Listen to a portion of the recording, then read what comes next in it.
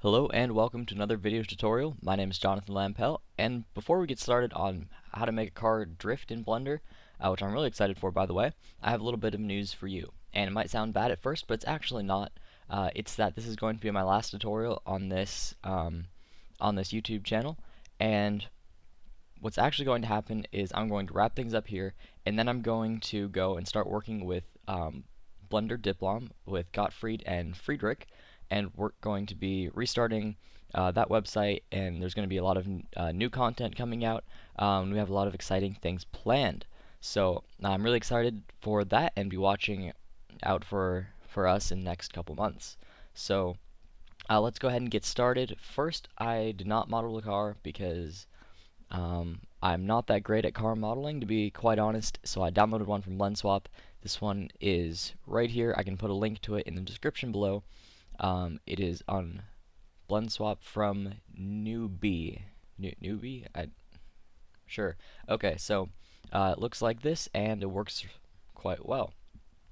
So all I'm going to do is I'm going to go into File and Append, and I'm going to navigate to the downloaded file, go to Object, select everything, and link Append from Library. Alright, so now I have all of these things going on, which I don't want. I definitely don't want that cube. I don't want really all of these cameras and backdrops, so I'm going to select everything that is not the car, and I'm going to delete it. Alright, so now we have only the car, and you can see that it is modeled very well, and it just looks quite good. So I'm going to switch over to Blender Render so we can start rendering the smoke. And I'm also going to change all the materials, because if we render this right now, first of all, we don't have a light, but second of all, we wouldn't see anything because these are all Cycles materials. So real quick, I'm just going to take this door, delete all of the materials, add a new one, and I'm going to call this Default. So our car will be entirely white. Then I'm going to select everything, Shift select the car door. Let's try this again. Shift select the car door, press space, copy material to others, and now they all only have the default material. Alright, so now we can go ahead and get started. Actually, first of all, this car actually has some animation already set up. You can see the door opening, the back coming up, and it's all very cool, but we don't want that in the animation that we're making. So I'm going to go into the animation dope sheet. I'm going to select all the keyframes for everything, and I'm going to delete them. So now we have no animation at all. That is perfect. Lastly, these wheels are already rigged for us, which is great. We have these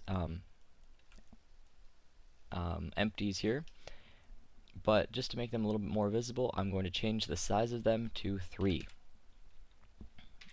And I'm also going to make sure that they're rotated straight ahead. Make sure you've grabbed the right one, because I think there's 2 of them per car. Yeah, see, there's one there, and there's also one there. So I'm going to make the one we want size 3 so we can easily grab it later. And by the way these things are set up is it's just each piece of the wheel is parented to the empty. So I'll show you how that's done right now, because I'm going to be parenting the entire car to a plane. So I'm going to add a plane. In top view, I'm going to scale it across the x-axis, scale it along the y,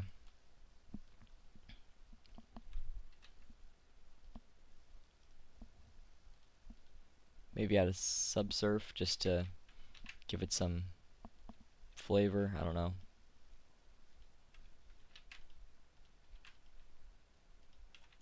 Alright, that looks good. Now I'm going to make sure that I can only see it wireframe and optimal display.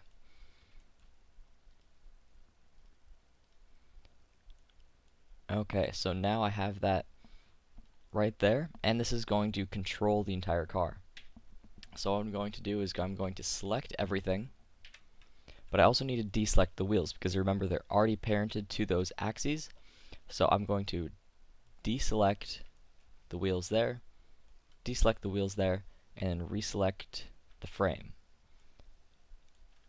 Then I'm going to select each of these individual axes, select the plane, and press Control P and keep transform.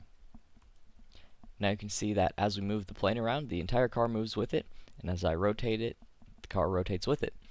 And I can rotate these wheels independently of, wherever this is. So that all works very well. And here's where I first hit kind of not really like a problem, but where I made my first mistake when I was testing this out is that I left it like that, and as I tried to rotate around the corner with the plane, it rotated along the wrong pivot point. Because when you're drifting, you don't really drift from the middle of your car. You're kind of going around an object with the front kind of pointed at it at the whole time.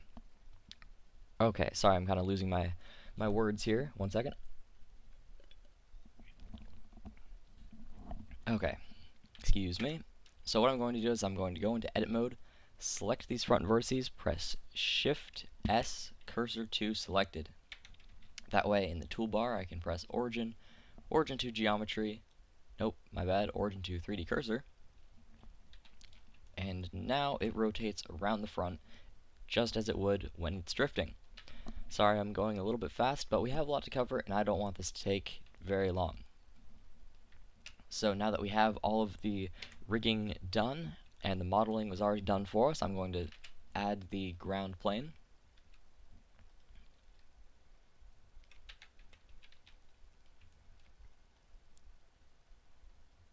You can add whatever you want, but I'm just going to make it just large enough for it to drive on.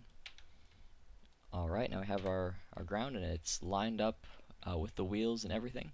Actually, no. It's a little bit above. Cursor to center, so it's at there again. Okay. And then now I'm going to add a cube, and this is just going to be what the car is going to be drifting around, just to give us a visual clue of what we should be doing.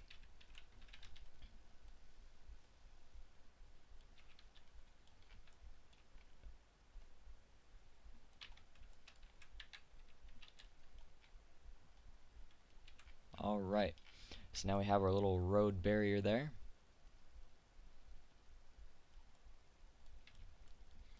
And now what is left for us is to animate the car so that is, looks like it's actually drifting. And I gotta warn you, I'm not the best animator. By a long shot, I've just, started learning, but this is really, really easy, so don't get too scared.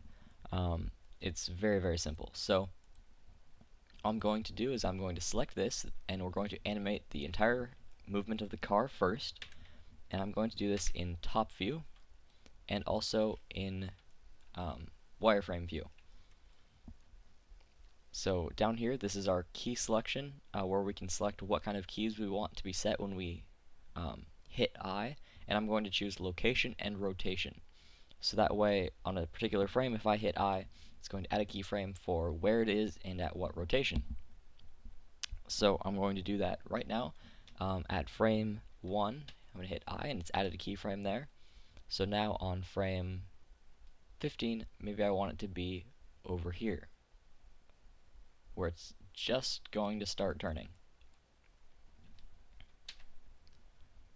Alright, so now you can see that it moves in between the two. And now I'm going to add the major points of the animation. So it took 15 frames to get through there, and I forgot something really important actually. Good thing I didn't get too far into this. I'm going to go and set the frame rate over in the render options. I'm going to set this to 60 frames a second. And what this allows us to do is when we, you don't have to do this by the way, but I'm going to, because when we bake the animation and render it out, it's going to allow us to slow it down and get that slow motion effect without it being choppy. On my preview video, there was a couple scenes that were actually a little choppy because I didn't do this. but if you set it to 60 frames a second, you'll have no problem slowing it down to half speed or even more, and it'll still look great and smooth. That means that things are going to run a lot faster. You can see that's moving quite a bit faster. So maybe I'll go all the way to frame 30 and insert a keyframe there. Now you can see how fast it's going. And that wasn't even, oh, that was pretty close to full speed. Okay, so that looks good. And then maybe, since that took 30 frames, maybe on frame 60, I'm going to move it all the way over here and rotate it so it's pretty much just facing the curb at an even angle. I'm going to hit I, so now you can see that it slides around, and I'm going to add a couple keyframes in between there, but not quite yet. So on frame 90, I want it to be about over here, and we can definitely tweak this later, so don't be too worried about it. Let's say on a frame 110, it starts going a little bit more there, starts rotating back around.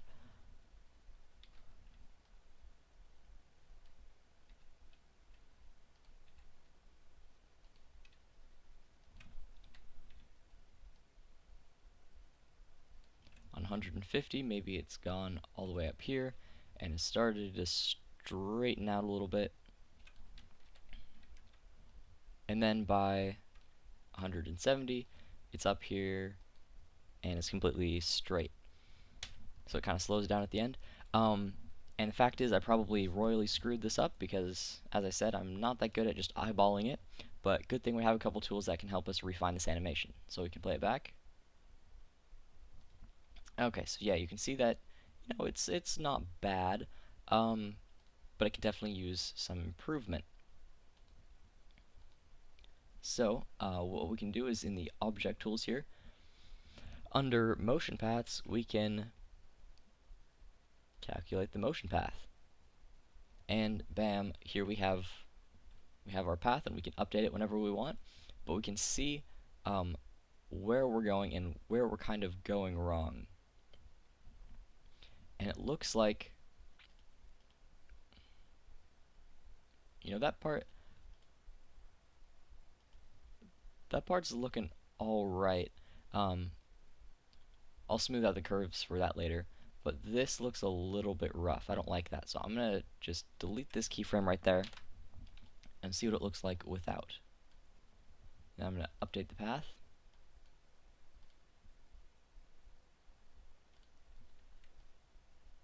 I also don't like that one, so I'm gonna delete that. And just deleting those where I kind of mistakenly made them just helps smooth out the whole thing.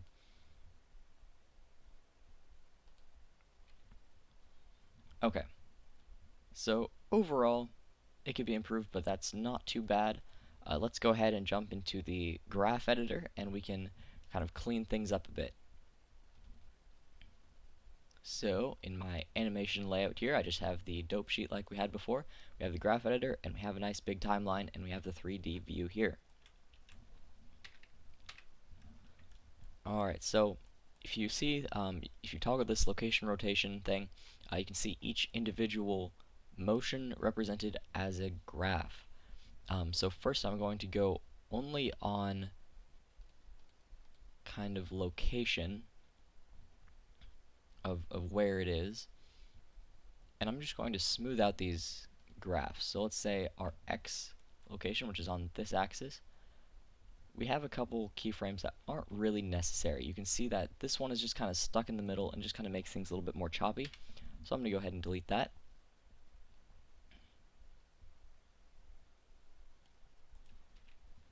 And the rest of those look pretty good. Then I'm going to clean up my Y location.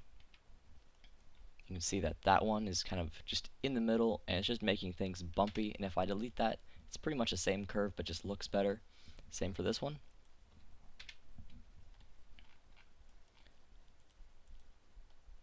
So we can tweak how, fast things are going in a minute, but right now I'm just cleaning things up. Z location doesn't move at all, so it doesn't even matter. It's not really rotating on the X or the Y, but it is rotating on the Z.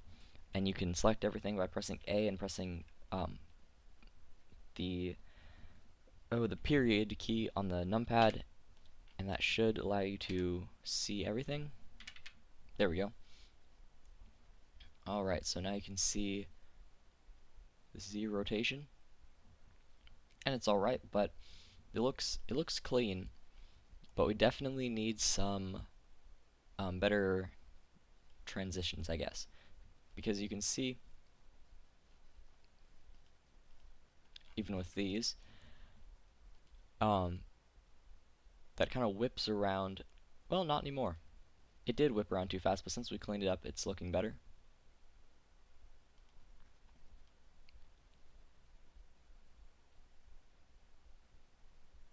Okay, I think on this last keyframe I'm going to rotate it a bit that way just so we can get some having it kind of kick back a little bit more.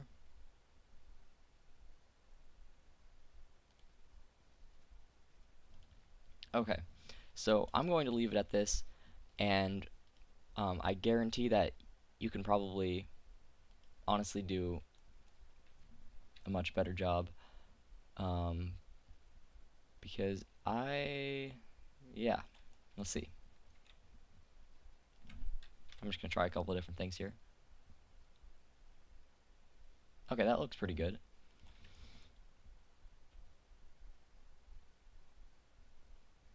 Okay, so now you all know that I need to polish up my animation skills because they kind of suck, but here we have the basics of a car drifting around a corner, where it just kind of slides around and then it kind of follows through. There's a little bit of a fishtail, and there we go.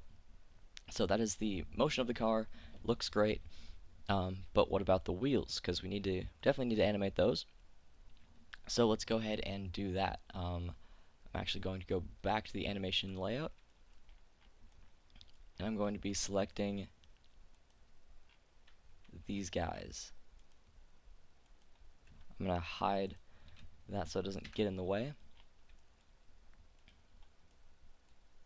Okay, so gotta make sure it's straight on. There. So you can see we want it to be rotating this way because it's going forward, which is in the negative direction. You can see the rotation right here. When I rotate it, we want it rotate it negative. So right now I'm going to put in a keyframe for only rotation. Rotation. There we go, rotation, and press I. Then on frame, let's say 10, I'm going to rotate 45 degrees, negative, and also hit I. So now you can see that between the two, there is a nice rotation, but we don't want to, keyframe 45 degrees every single time. So all we have to do is select the curve for the Y rotation, press V and vector, and that way it just makes it a straight line with no speed up or slow down. And then also with that selected, hit channel, extrapolation mode, and linear. And that way you can see it just keeps going forever and ever, and it'll just keep going, and it works great. So I'm going to do the same thing for these wheels here. This was on frame 10. Okay. So on frame 1, I'm going to add a keyframe. On frame 10, I'm going to rotate this 45 degrees, negative, and hit I. Okay, so now I got to do the same thing on this side, but obviously this time it's going to be backwards, so I'm going to add a keyframe, frame 10, rotate it 45 degrees in the positive direction, and hit I. And I forgot to do the curve thingy on the other wheel, but that's alright. Press V, vector, channel, extrapolation mode, and linear.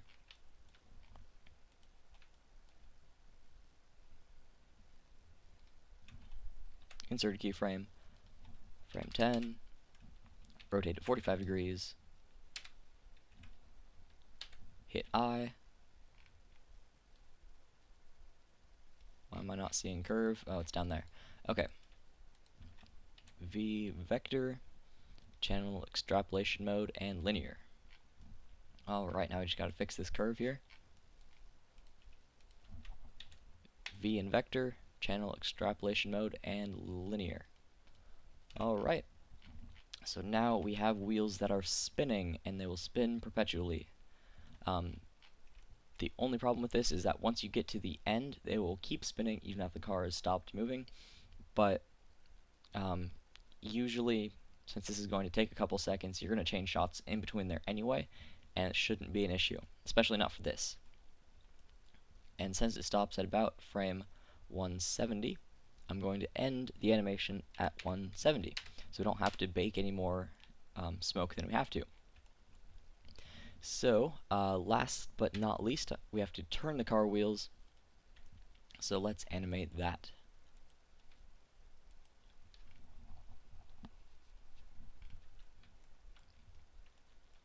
Since the rotation for going forward has already been animated, we won't have to worry about messing that up because it's already there.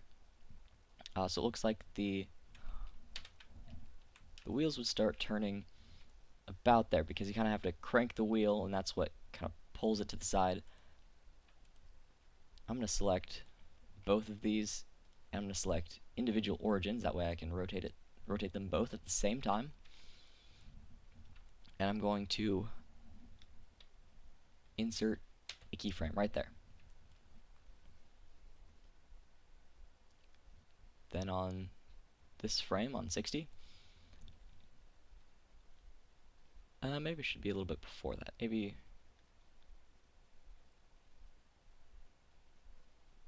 Well, this will be good.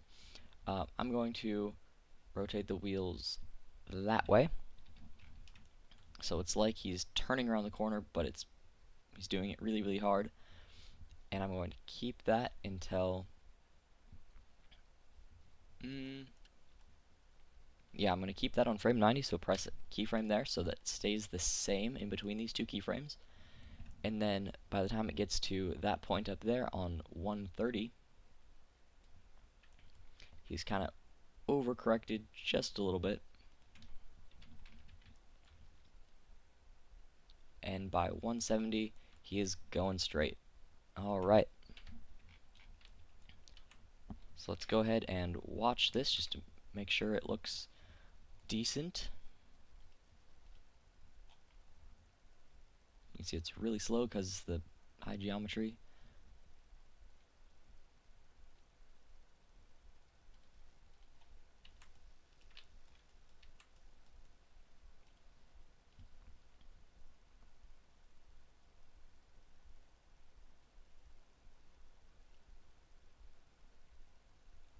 Alright, looking good. So he kind of flies off the end of that plane there, so I'm just going to go into edit mode and pull that out. So he has plenty of room, and now we're good to start with the start with the fun part, the smoke. So what I'm going to do is I'm going to save, because it would really suck if this crashed right now. So I'm going to call this car drift tutorial. Alright, great. Now, I'm going to add a cube. This is going to be our smoke domain. I'm sure you've worked with smoke a little bit before. If not, then you can go back and watch my earlier tutorials, and that would be a good introduction, especially the fire one. I recommend it. Alright, so now I'm going to scale this in object mode. That's important to be the size of this kind of ground plane there. So I'm going to scale it on the Y 10 times. And it didn't look like it was quite enough, so scale Y 1.5. And you want to do this in even increments like that because it just helps the smoke better. Maybe even more. Scale Y 1.5. 0.25? Okay, there we go. 1.25. Perfect. Then now I gotta scale it on the X.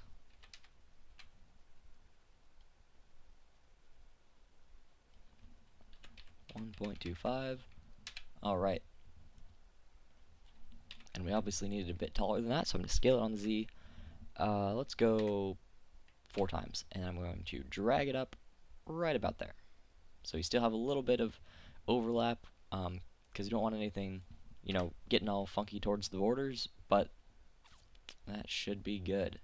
Given enough space for it to blow back. And now we have our domain.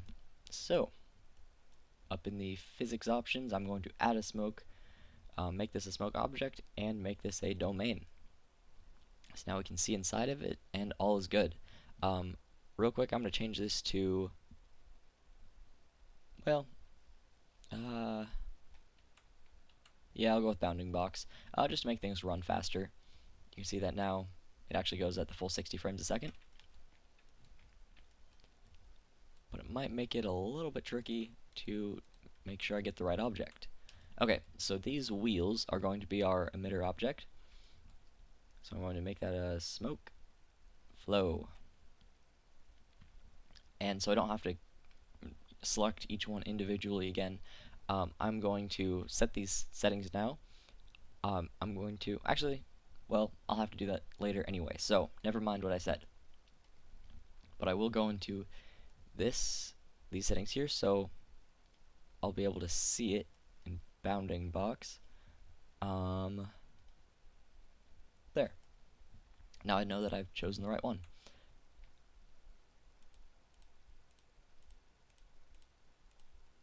Oh, there we go. I'm also going to do the same thing for this smoke flow.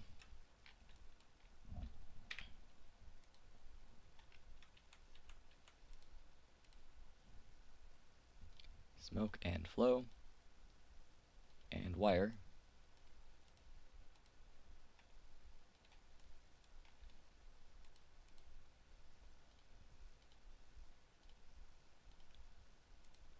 Alright. So, now we have our car, and if you play this back, you can see that it emits smoke as it's going along, and it doesn't look very good at all. Actually, for some reason the smoke is black, and I'm not sure why. But that's okay. I'm sure it has to do with something. Okay. So, you can see it's emitting the smoke, but it doesn't look very good. And we can hardly see what's going on. So I'm going to increase this to 64, and I'm going to turn on adaptive domain so it doesn't have to calculate the whole darn thing all at once, so it can just kind of, use memory only as it needs. So it's looking alright, but it's looking pretty boring, and it emits a lot of smoke here where it's not even, started yet. And it shouldn't, emit smoke until it's about right there. So let's go ahead and animate that.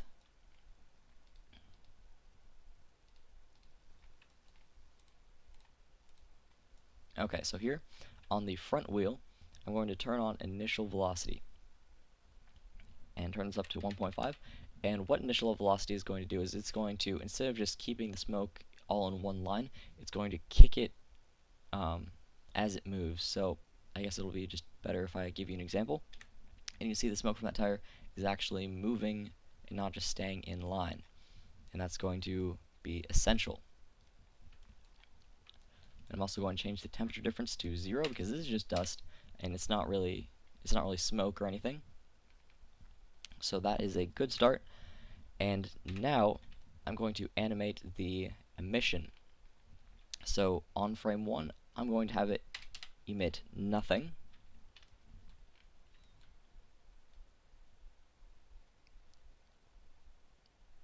Frame 30, maybe it'll emit a little bit, like 0.1. By the way, this is how far away from the surface it emits the smoke, but it also is how much it emits at the same time. So just be aware of that. And here I'm going to give this value of 0.5. And as it gets back to here, I'm going to turn it back down to 0. So I'm not giving the front wheels very much. because the front wheels, the back wheels are what's really doing all the sliding, and that's what's going to kick up the most dust. So I'm going to save the back wheel for the most smoke. Okay, so I think it was, gosh, now I have to remember. There was 0 on frame 30. It was 0.1.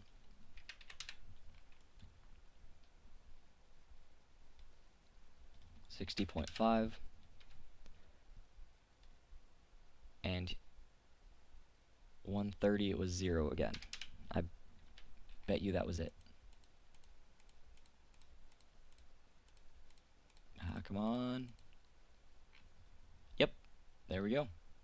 Alright, so now we got to do the back wheels.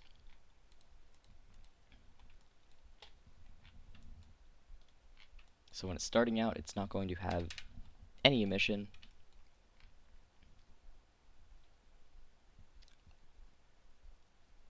But by frame 60, I'm going to give it a large number of 1.5.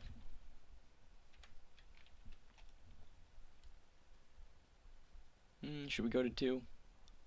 I don't know. Are you feeling crazy? Yeah, let's go for 2. All right.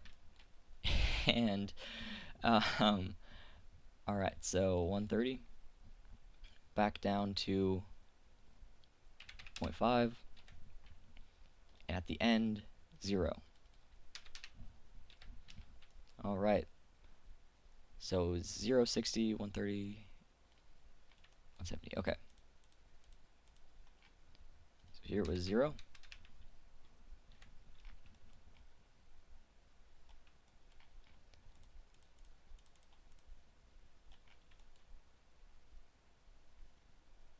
Okay, what was 130? 130 was 0.5, and okay.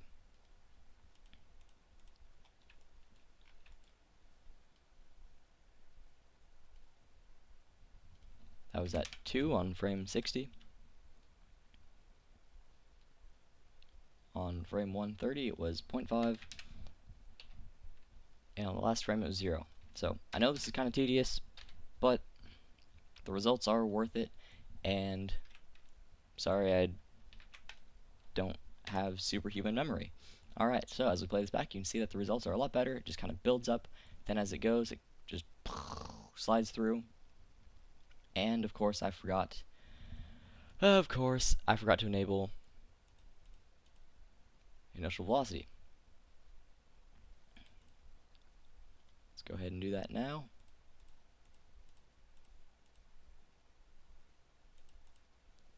Oh, and I had it set to 1.5, didn't I?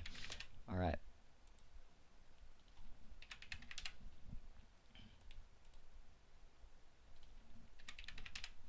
Okay, there we go. So it's going. It kicks that smoke. You can see how the initial velocity makes it flow over here like it's actually, you know, kicking it up. And it works great. I'm going to pretend that there are walls around here like I had in my preview, and I'm going to turn the border collisions to vertically open, so it kind of hits the walls as well. So if you want to model walls, you're more than welcome to, but I'm not going to because there's not really any need at the moment. Okay, so you can see that already. That's looking pretty good. You know, that's looking nice. So all that's left is to detail it and to render it. So first of all, for the detail, I only used I didn't use very many divisions. I mostly used high resolution. So I think I used double this, so that would be 128. And you can see that here. It gets thinner as you up the divisions, by the way.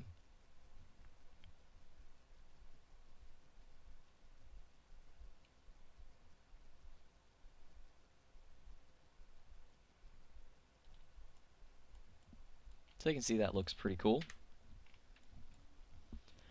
But the behavior is not quite right. You can see it kind of floats up, and this is dust. It needs to be, you know, kicked back and kind of around. It's not really evaporating into the atmosphere or anything. It's just, you know, dust, and it should fall back down to the ground. So temperature difference, I'm going to set to 0 so it doesn't rise at all. So this means where it's hottest, what does it do? Positive means it rises, negative means it falls. This one is how, where it's dense, does it rise or does it fall? And I'm going to decrease this a little bit so it falls a bit more, so negative 0.01. Let's try that.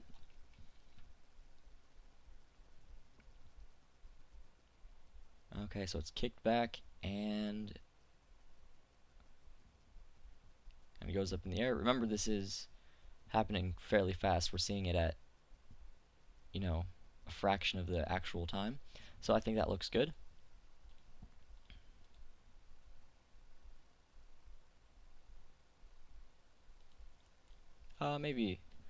Maybe a bit more.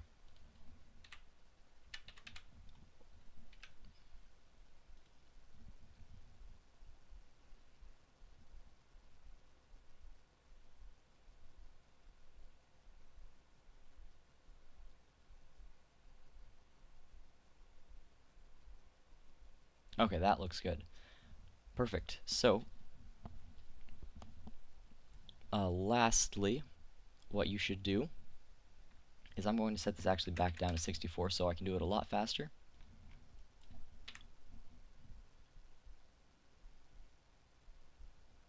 So you can see exactly what's going on. Right now it's running, at 12 frames a second. Even if it's already baked, it's only running at 30 frames a second, which is half of what we are going to have for the final. So what I'm going to do is I'm going to place the viewport kind of right there, and I'm going to, in the render settings, choose an output. I'm just going to choose it right on my desktop and call this drifting test. Alright, and as a H.264. And now all I need to do is OpenGL render and animation. That way it's going to render the smoke, and I can watch the video of it in real time instead of trying to guess how it looks when it's moving. So hold on, and I'll be back with you when it's done. Alright, that was pretty quick. You can see here what it looks like in real time. Well, not really real time, but you can see what it looks like at the correct frame rate. And before I had to go in and adjust the time scale, but it looks like for this I don't have to do that. You can play this back and it looks pretty good. I think that'll be fine. So now we're going to add some finishing touches just to finalize this. I'm going to make this ground here, I'm going to make this a collision object for the smoke, and that way it hits the ground naturally and doesn't, go through or anything weird. So I'm going to make that a smoke object, collision, and static should be fine.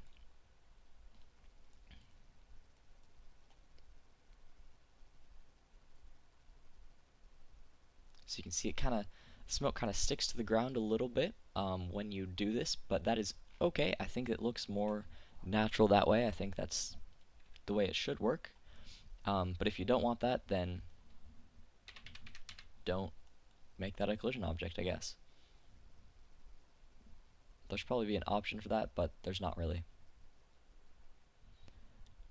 Alright, so we're looking good. And lastly, you can't forget this, because if you do any sort of close-ups, it's going to look really silly. I'm going to select this frame here, where it's surrounding the wheels, and I'm also going to make that a collision object, because make sure you check it or set it to animated, because it is moving. It would look really silly if the smoke was just going straight through the car. So I suppose if that's the case, I should make these collisions as well.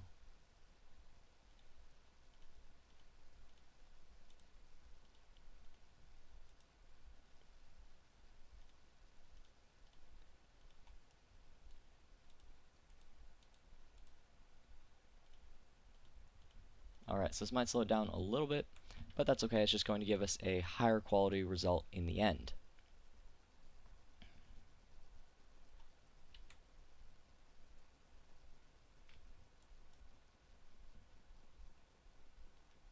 things are going to look a lot more realistic. Alright.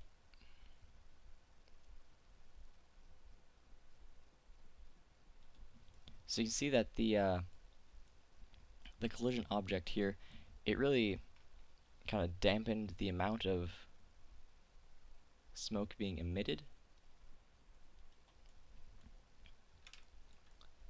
because of the distance to the tires.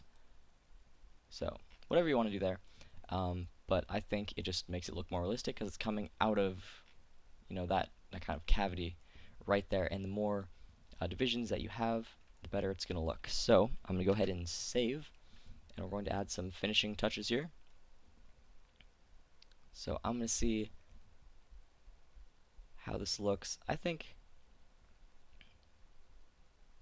right now I'm setting the divisions, and I'm trying to decide the overall shape, how the overall shape looks. So you can see if I set it to 64, the smoke acts a lot differently, which I don't really want. So I'm seeing which like how high it should be for it to be the correct shape, I guess. So it doesn't really matter how detailed it is, it's more the shape that I'm looking for. But 128, I think that looks good. Honestly, that's looking fine. So now if you go ahead and render this, it's not going to look very detailed at all. It's going to look kind of silly. But that's where high resolution comes in. So 128 isn't really that high. I mean, it kind of is. Depends on what your computer specs are. But high resolution we definitely need to crank up. I'm going to leave this at 2. It seemed to be a pretty good number when I was testing it. It's right in the middle. It just gives good results. So I'm going to uncheck this so I can view things faster. And I'm going to crank this all the way up to 8. That might take a little while. So for this purpose, I'm going to leave it at 5. But if you're doing any super super close, high detail things, first of all, I wouldn't have this massive domain. If you're doing a shot of just the tire, just have the domain be maybe this size right here. But since this is going to be kind of a medium to far shot, and we have to have this entire domain, I would recommend putting it up to 8. And yeah, but I'm just going to leave it to 5 because I don't want it to take forever. So I'm going to go ahead and get the smoke cache. I only need it to go to frame 170. And I'm going to save and bake it. Alright, so I'll see you when it's done.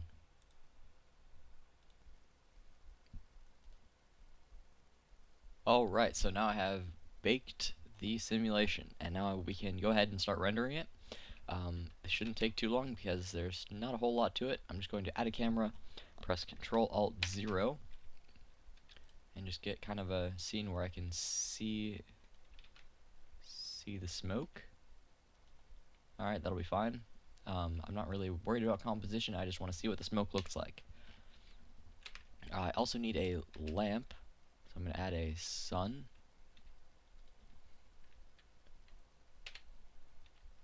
And let's have it be pointing this way, like so. And I'm going to give it a shadow. And next we need to add a smoke material for this, which we've done lots of times before. You gotta choose volume, density to 0, go to the texture tab, add a new one, voxel data, and cube 005, because I forgot to rename this domain. Alright.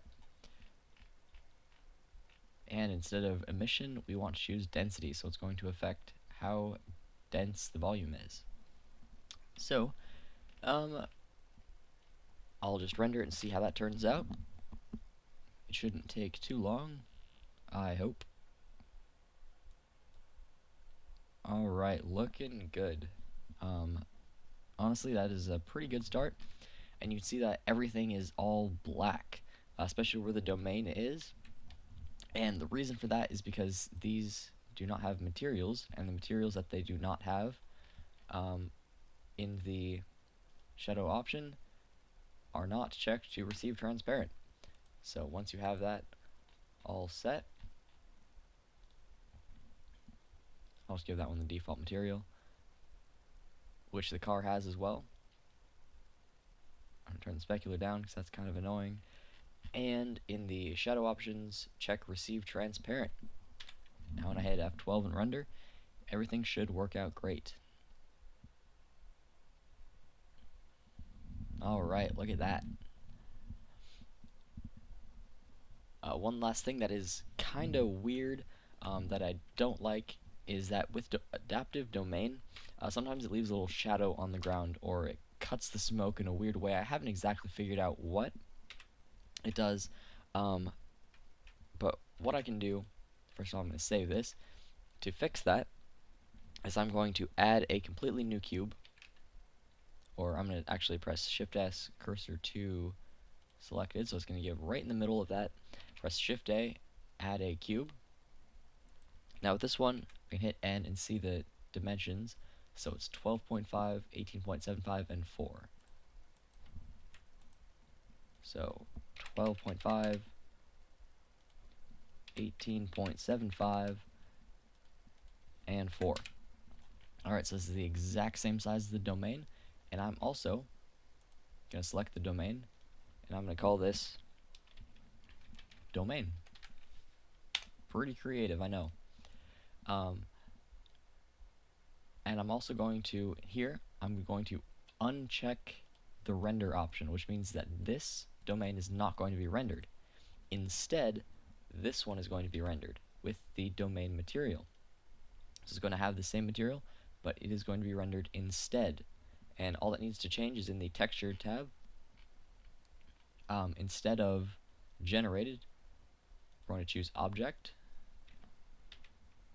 domain, and from original. And map to bounds should already be selected. In that way, when we render, everything should be exactly like it should be in the domain, but there should be no weird cutting over here. I just saw a slight bit of it earlier, and now it's completely gone. So awesome. Looks great. And now you can decide, how thick you want it. Maybe I'll go 1.5. You could also, on the colors here, turn up the contrast just a touch to give more of the edgy feel to it, I guess. But you can play around with it a lot. And, ooh, that's starting to look really, really good. You can play around with composition, make some really cool renders. And yeah, that's pretty much it. You can really play around with the density scale. For final rendering, I would set this to 0.05 and set this to 250, and that'll give you a much nicer looking render, because remember when I did the other tutorials about smoke and large scale smoke and stuff, remember the light cache was super important, and this is always important. It's going to increase your render times, but it's going to look a lot better. And since there's some harsh shadows, I would of course turn on ambient occlusion just a little bit.